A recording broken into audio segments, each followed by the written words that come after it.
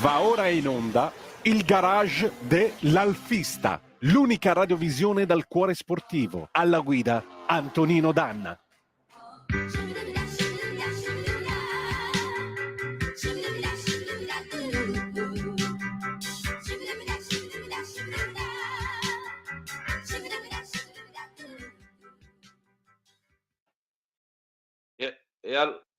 E allora, amiche e amici miei, ma non dall'avventura, buongiorno. Siete sulle magiche onde di Radio Libertà. Questo è il garage dell'Alfista. Antonino Danna al microfono con voi, con Alex Cereda, per questa puntata del 7 dicembre 2024. E con noi c'è il mago dei motori da Roma, ma vorrei che lo presentasse Alex. Alex, allora, c'è il grande ritorno di un amico.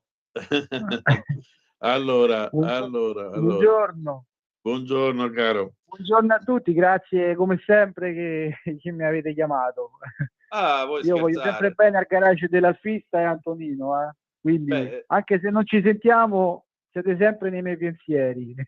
Grazie bene. Alex, grazie Danilo, noi ti vogliamo pure molto bene. Comunque, Alex, vai con la presentazione. Nell'ambiente romano e non solo romano, Danilo ha fatto passi da gigante perché è un nome relativamente nuovo, nel senso che non è un nome che ha tantissimi anni alle spalle, ma nella sua esperienza, prima ancora con la sua officina, nato praticamente, si può dire, alfista, da tanti anni, credo almeno una ventina, forse 30, 20, 25, adesso non riesco a essere preciso, sta nel mondo dei motori. Danilo Cambrini è un riferimento per tantissimi alfisti, sia romani che italiani che anche di altre parti d'Europa. Ho saputo anche di contatti di auto spedite in varie parti del mondo. Cura l'assistenza dell'Alfa Romeo prima da appassionato, posso dire, perché lo conosco personalmente, quindi mi responsabilizzo di ciò che dico, perché comunque l'ho provato prima come cliente e poi diventando amico. La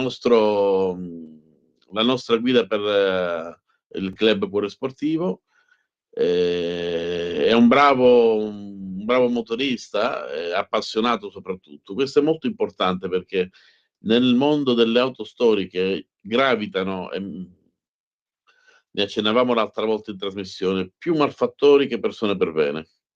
Danilo fa parte di quegli appassionati veri che curano le auto come se fossero sue, e questo ha fatto sì che in pochi anni il suo nome si è sparso a macchia d'olio, e soprattutto per la sua scrupolosità. Da un anno, poco più di un anno, ha una nuova sede della sua officina, molto bella, vi invito anche a visitarla, dove potete vedere delle auto straordinarie, anche dell'Alfa Romeo rare. Questo è indice di chi consegna un'auto preziosa alla sua officina, sa che sta nelle mani giuste. Potrei parlare per ore di Danilo, ma ripeto, chi lo conosce sa benissimo.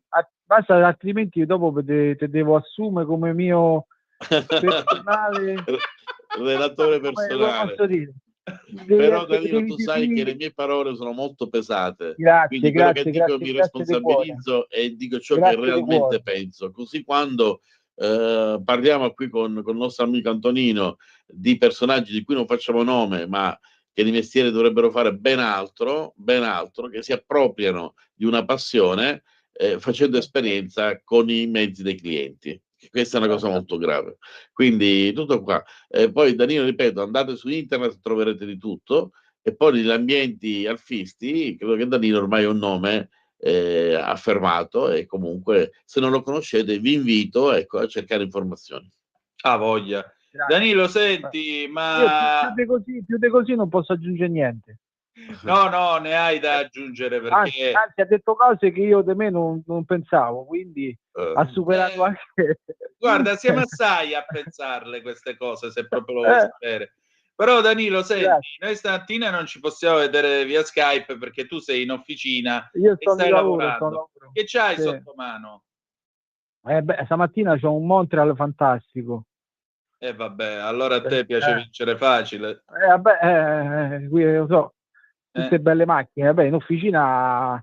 Racconta un po' sto Montreal, che gli stai facendo?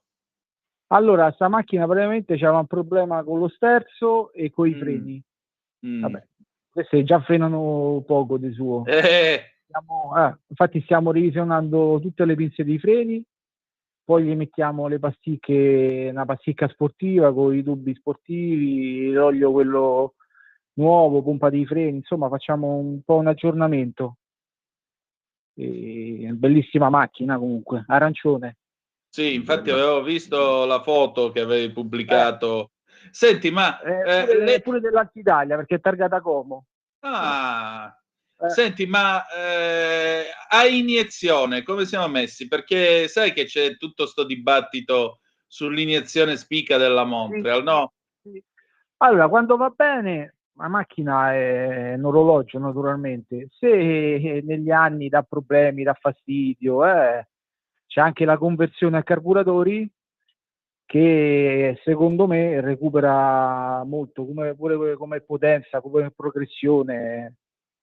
Cioè, paradossalmente va meglio a carburatori e non, con la spica. È più immediata. È più reattiva, più immediata. E poi era di moda, Danilo, negli anni 70. 20 kg. Si tolgono 20 kg del peso. Alex. Sì. Oh, scusatemi, no, dicevo, negli anni 70, 80 era di abitudine fare la modifica a carburatori, anzi passare a carburatori in quegli anni in cui il valore dell'auto era relativamente alto, spesso si faceva questa modifica per tenerla più dignitosa. Oggi si porta più verso l'originalità. Una spiga è sempre una pompa molto particolare nella messa a punto, però negli anni 70-80, 90 comunque andava di moda e diverse Montreal che ho visto io girare per Roma o giù nella mia città o dalla gente che conoscevo, amici eccetera, quasi tutte avevano la modifica a carburatore. L'ultima che ho visto è la modifica invasiva. Sì, l'ho vista a Campobasso, verde, e mi aprì il cofano, ho visto l'interno eccetera, aveva la modifica a carburatore. Tanta roba. Bella macchina. Voglia. Danilo, senti, ma che cosa ti ha spinto a mettere le mani sulle Alfa Romeo? Perché sei alfista tu? Beh, io sono malato alfista praticamente. Perché ecco appunto, non volevo dirlo. Da quando ero piccolo che sempre con le macchine che combattevo proprio, cioè pure per averle, per comprarle. Quindi è stata sempre una super passione. E poi dopo ci ho fatto il lavoro, è diventata lavoro. Poi il nonno hanno avuto sempre l'Alfa Romeo, papà pure, quindi ho avuto questa spinta anche di comprare le macchine. E poi è diventata una brutta malattia. Beh, queste sono le malattie che ci si augura che incancreniscano pure. No, queste sono malattie di cui auspichiamo la ad oggi ce n'ho 7. Ad oggi ce n'ho 7, quindi speriamo che le raddoppi allora. Ce n'ho 7, quindi e di cui una in restauro. Che stai restaurando? Perché noi abbiamo raccontato... la GT, vero? Perché la GT sta ancora, perché purtroppo i lavori erano tanti e siamo quasi addirittura d'arrivo con la carrozzeria. Però erano tanti perché era messa male. Infatti. Abbiamo cambiato quasi 7.000 euro di lamerati. Mamma mia. Costa tanto. Sì, perché tutti i fondi sottoporta esterni e interni, i sottoparafanghi anteriori posteriori, le ossature quelle tutte sotto che praticamente dove sta attaccata pure la scatola guida, risanati gli sportelli, chiuse le portiere per mettere le maniglie quelle GTA, quelle piccoline, sistemato il cofano davanti che era tutto arrugginito. Poi sta macchina penso tanti anni fa prese una botta su un parafango e l'avevano rimesso male, praticamente non era allineato, quindi è stato scucito il parafango e rimesso in linea, e poi tante altre cose, tante altre piccole cose fatte interne. Immagino che 25 anni è stata abbandonata di fuori. Mamma mia. Quindi niente, però siamo quasi a traguardo, perché la parte delle saldature è fatta. Quindi adesso la mettiamo sul girarrosto e facciamo tutte le rifiniture e poi andrà in verniciatura. Bene. Il motore stiamo andando avanti perché stiamo facendo il twist spark a carburatori però. Quindi ricordati sul telaio di lavorare anche sui rinforzi, perché una macchina così è più sollecitata. Quindi... Sì, beh, ma il sottoporta tutto rinforzato, tutto fatto. Importante. Sì. No, la macchina di telaio adesso è perfetta proprio. Meglio di come era originale. Meraviglia. Vorrei fare una domanda a Danilo. Vai. A bruciapelo. Ma quando ti cimenterai nella preparazione dei motori per gara, per pista? Allora, infatti... Non è una domanda disinteressata, perché... No, allora, tu pensa che noi di questa cosa non abbiamo mai parlato, no? Vero? No, ne abbiamo parlato. Non ti ricordi in quale scena? Ne parlammo anni fa. Dico, un giorno... Mi sa che i tempi sono maturi, no? Sì, perché manca poco. Guarda, a me piacerebbe tanto avere una macchina preparata da te. Io la macchina, tu lo sai, ce l'ho. Uno, perché potremo divertirci a Vallelunga, che è vicino. Poi sarebbe anche un modo per poter sperimentare anche soluzioni alternative alla preparazione. È un banco prova ottimo. Quindi credo che se entrambi ci impegniamo, più tu, per comunque devi fare il lavoro, io che metto a disposizione il mezzo, potremo tirar fuori una macchina interessante. Sì. Beh, stiamo valutando con una persona, non posso dire il nome per ora, una GT da fare proprio GTA per l'Alfa Revival Cup. Quindi siamo quasi addirittura d'arrivo per l'acquisto della scocca, che non da parte mia, da parte del proprietario. E quindi poi faremo noi qui in officina tutta la preparazione, però partendo proprio da zero, da GT abbandonato stile. Bello, una buona idea. E quindi poi per entrare dentro all'Alfa Revival Cup, dove insomma ci stanno persone affermate da anni, quindi si corre col coltello. Non è facile, non è facile. Comunque è sempre la mia Giulia anche a disposizione, tu lo sai. Quello certo. Potremmo fare tutte e due. Entrambi. Portiamo la GT e portiamo la Giulia sempre. Allora, vediamoci appena cena, così si chiacchiera, dai. Sì. Passiamo ai fatti. E poi siamo in registrazione per il prossimo anno, che uscirà, penso sempre verso ottobre, la puntata nuova con Davide. Con Cironi. Sì. Siamo in registrazione. Bene, molto bene. Danilo Cambrini, superstar. Possiamo dire. Voglia. Ci proviamo. Vabbè, comunque, se realizziamo la Giulia col tuo motore, Antonino Danna sarà il nostro padrino ufficiale. E lo vogliamo a Roma al battesimo del fuoco. Minimo. Ma io all'ascensione. Ma io, cavolo, vengo pure in ginocchio sui ceci, questo è poco ma sicuro.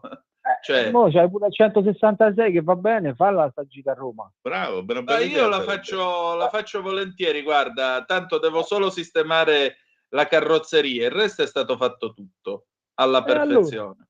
Allora. Piano.